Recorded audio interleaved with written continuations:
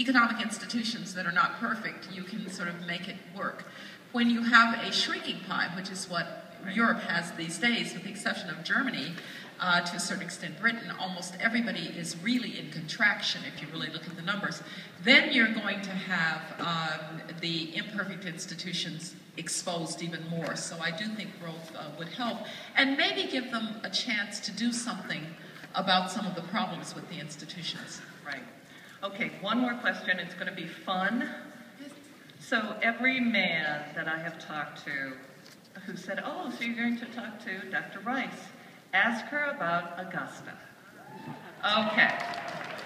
So, being one of only 2 women allowed onto Augusta, talk about golf, talk about how that is. Oh, yes. Well, let me just start with Augusta. It's a terrific institution, and I love it very, very much. I think that it's a genteel place.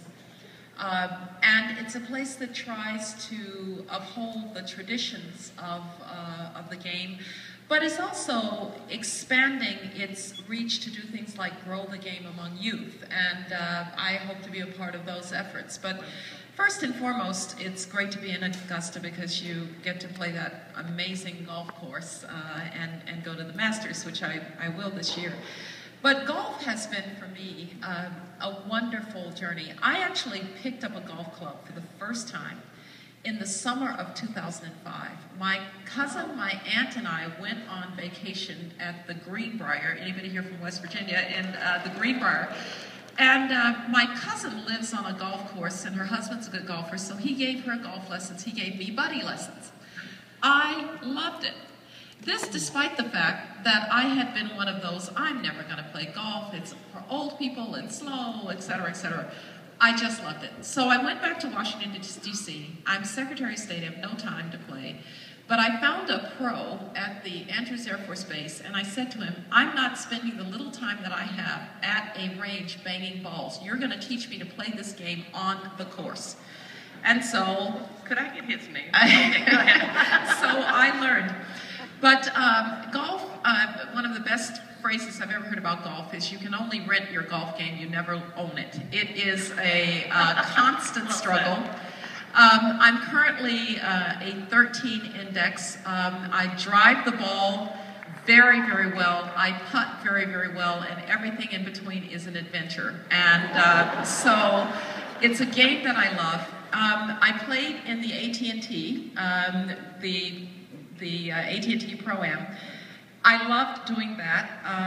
For any of you who read, the spectator that I managed to hit is just fine, just to close that loop. But the best thing about the AT&T, and maybe it speaks to the need to constantly challenge yourself at different stages in your life, the best thing was, golfers out there will recognize this, the first day, it's a 3-day tournament, first day at Pebble, I played so well, I was going to join the tour. The second day at Monterey Peninsula, I played so poorly, I was going to give up golf. By the third day, I had said to myself, you can do better than this.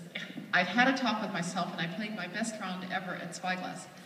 But it was, for me, a challenge to play in a big tournament like that. And the one thing that I try to keep doing in my life is to find challenges out there, big and small, to keep me. That is wonderful. Wonderful. And Dr. Rice, Dave and Gail